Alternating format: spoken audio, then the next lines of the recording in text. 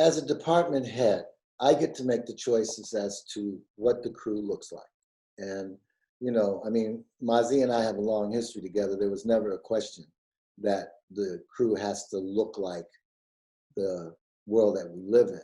Mazi and I, when we worked together back in the day, we would bring people in that were less experienced so that they could have the opportunity to learn how to navigate the set, learn how to feel that, you know, there was a possibility that they could move up. You know, we always appreciated what everybody had to offer to the environment. And for me, it's always been very important because when I started off, I don't want to take you through that drama, but it wasn't a very friendly environment that I worked in, and there wasn't a lot of sharing. I can remember working as a second camera assistant for a very well-known cinematographer, and the producers were very conscious of placing me with this guy, you know, because they were, you know, they saw my work and they wanted me to have that experience. And I can remember walking up to the camera and standing next to it and looking at the stop he was setting, and he told me to go away, that doesn't concern me, right? And that lesson was one that created, not only that lesson, but a couple of them, was what created my attitude that when I get to be a cinematographer, my sets are going to be those sets that a young girl, a person of color, a 12-year-old, anybody could see that set and see a possibility of them moving forward with a dream like that, you know? Because it was very challenging trying to become a cinematographer. The passion for the art had to be greater than the obstacles that were presented, you know? And I don't think that's changed very much. We still face a lot of challenges.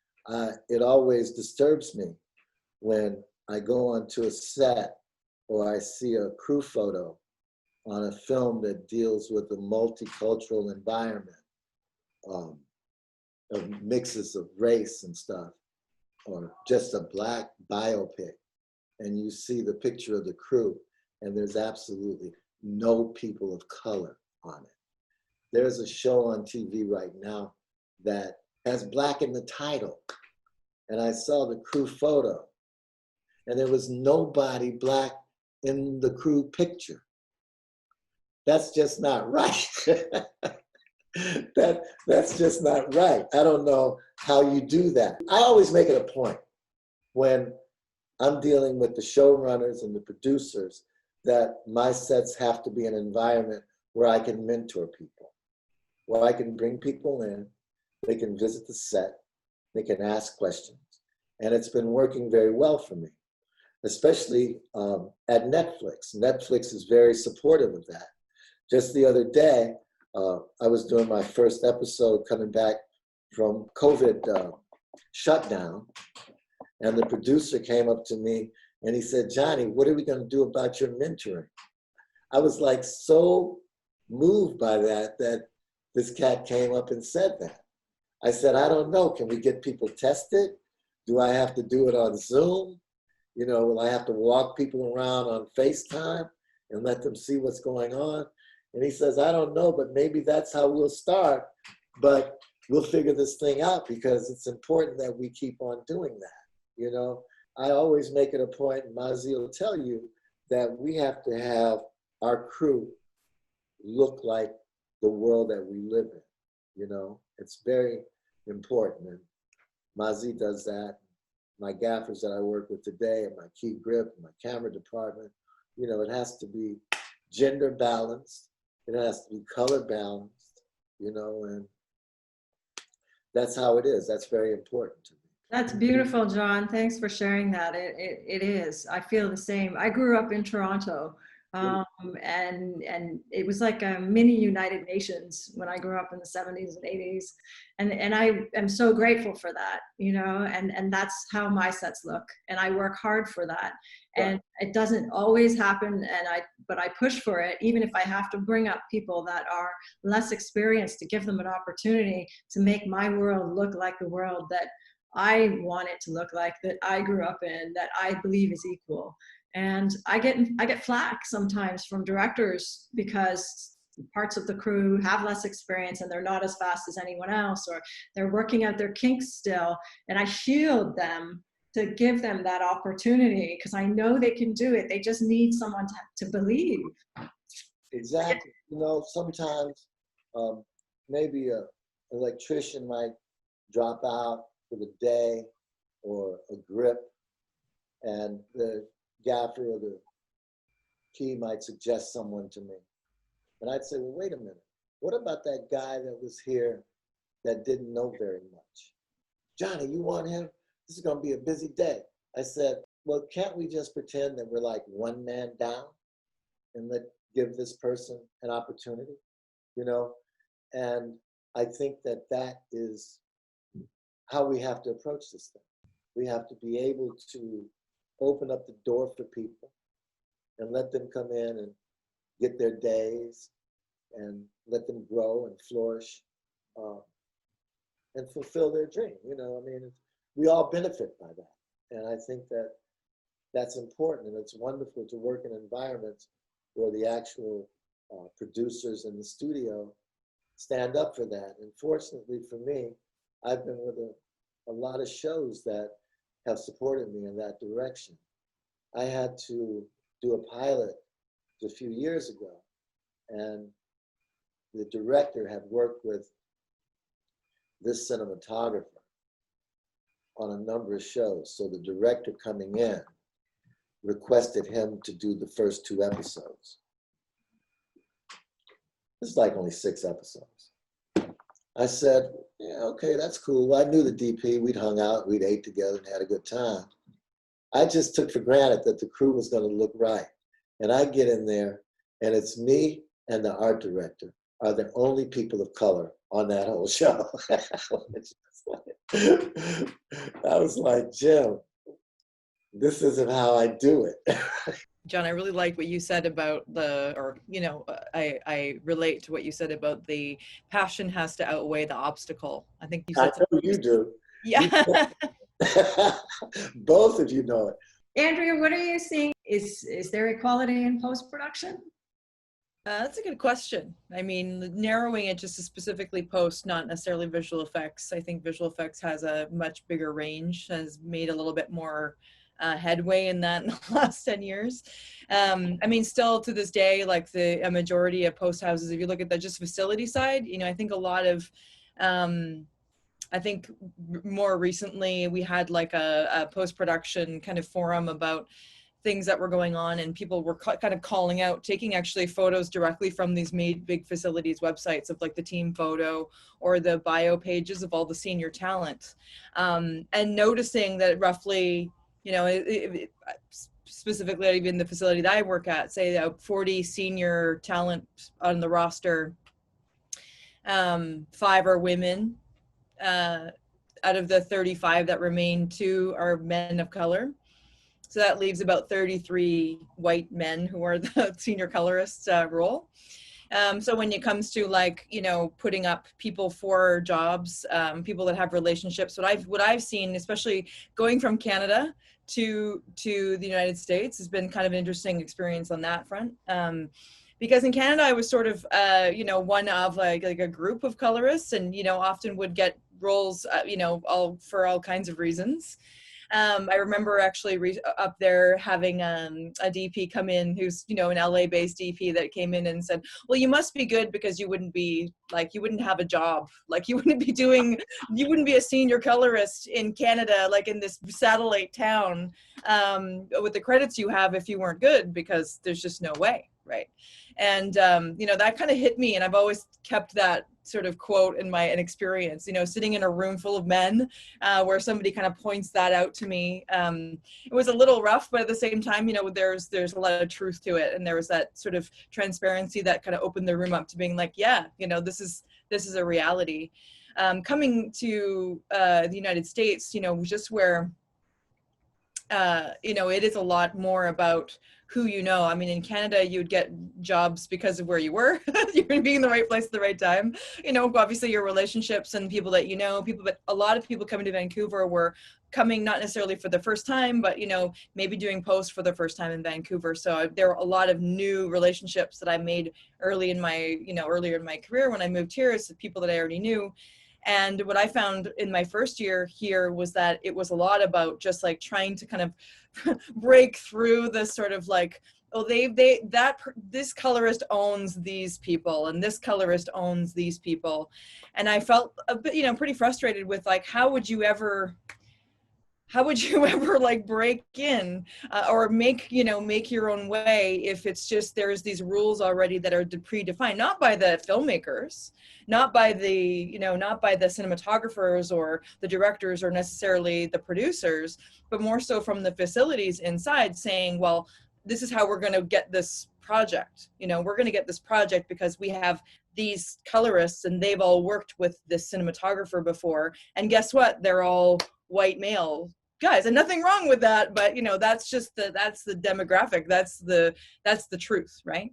And so a lot of my first projects, to be honest, in LA were because I was a woman on the roster.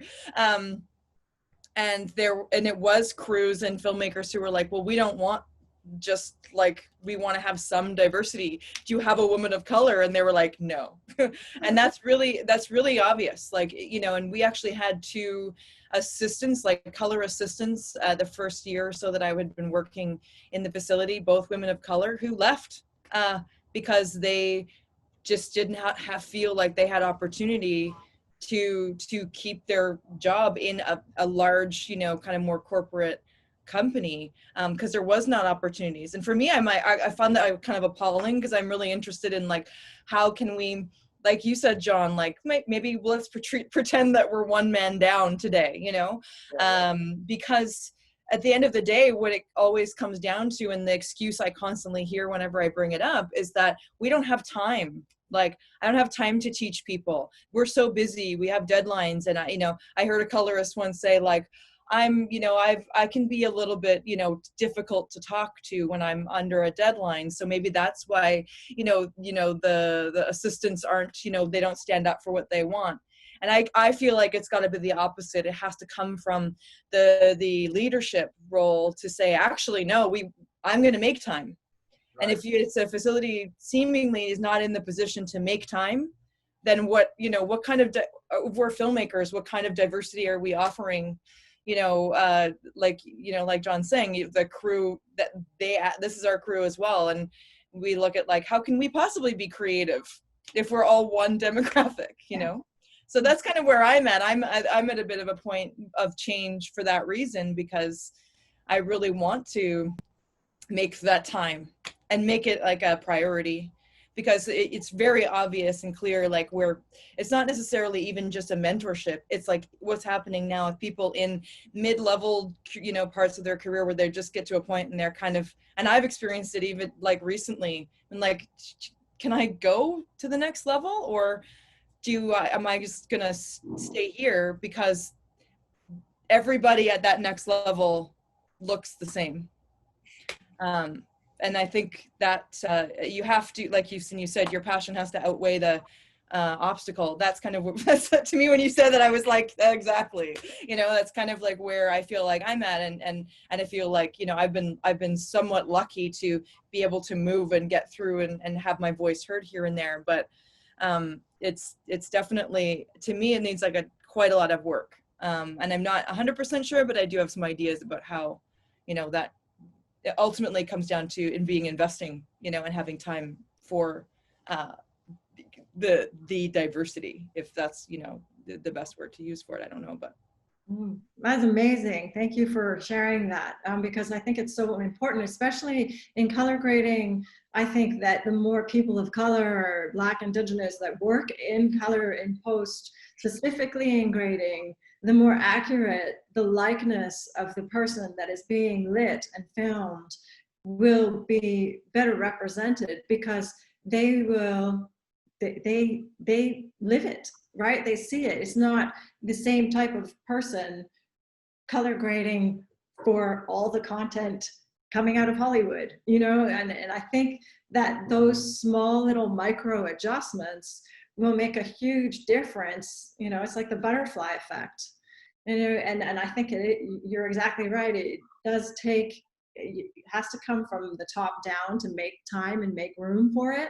And we do get pushback for making room for it, but it is absolutely part of our makeup and responsibility as human beings to do it. I don't have time for excuses of, well, I don't have time. Well, are you a human being sharing this planet with a bunch of other human beings? Then yeah, we have time. That's awesome. I'm so excited to hear that you're moving up and you're breaking those barriers to put yourself at the next level, even if you weren't sure because you couldn't see yourself there. Right. So important. It's so important, and that's so exciting. And I'm really keen to hear from Mazi on this as well. Just given what John and Andrea have expressed, what's your feeling on that? First, my experience is, yes, there's a ton of challenges moving up and moving to different levels. There's one experience that really, really sticks out to me, and that's when I was working with Johnny Simmons. We were doing sitcoms. This was like about 7-10 years ago. He was teaching at UCLA, and he would have his classes come and visit. And, I had already had experience as a gaffer, but I didn't have experience as a teacher yet, right? So these classes would come and he would say, hey man, welcome around, talking. And so I started doing that. So I started doing these little tours with his classes and everything. And they were all young, impressionable students. And it was good to have that energy around. So as I've started to teach some of these students and as they got out into the world, and this starts to come into effect over the past couple of years, where now they're on set. The past two that I've seen recently, they were sound men. They wanted to be cinematographers, but they ended up getting into sound. A couple of them ended up being grips, and a couple ended up making it as cinematographers, and a couple are producers. So I've been seeing them all around. And the general consensus from them is we really appreciate you taking the time and genuinely, showing us around and genuinely caring about helping us. And I was like, oh man, thank you. That really makes me feel good. It really lets me know that my efforts, weren't in vain, and it was the right thing to do. That's what's been happening recently. From those classes from 7 years ago, I'm starting to see the effects of how it helped them and how it made them comfortable and confident to continue on in the industry. These past couple of years, I'm becoming a much, much more confident gaffer, and much more confidence in how how my crews are. My crews are very diverse. So now I'm bringing in newer generations. I've already matured, electricians that come in at 22, 23. Now they're best boys or gaffers of their own, and they're moving on and doing their big things and, just making their way through the industry. So now I have I just started a whole new class. I have a class of a handful of young females that's fresh out of school, a handful of young men that's just got in the industry on accident, or their cousin or whatever, however they got in, but they're really young. Everyone's 25 to 30, and they haven't seen much on set yet. And now I spend a lot more time teaching, and it's fulfilling, and I'm really happy with the process so far. And like I said, it's fulfilling. That's really the end of it right there. It's really fulfilling. And I just want to continue to keep working and to keep teaching. That's fantastic. And that's the proof. That's the proof that Andrea's, talking about, and John is talking about, that you just proved their point. You have to make time for that. and invest in it, and the results do happen. They will come, you know. Yep. And Yep. that's exciting. And then your joy, like the absolute joy that you have for seeing those results, and it feeds off of you. I can feel it through the computer, you know, and it's like, Yeah, and it that's what we need more of. And that feeds into how people do their jobs. Good Yep. leadership, you know, it is human. It is wonderful, you know, all the work that John is doing and Andrew is doing. It's important. So thanks. Thank you so much for your time, everybody. I'm really, really grateful. And I know Quasar is as well.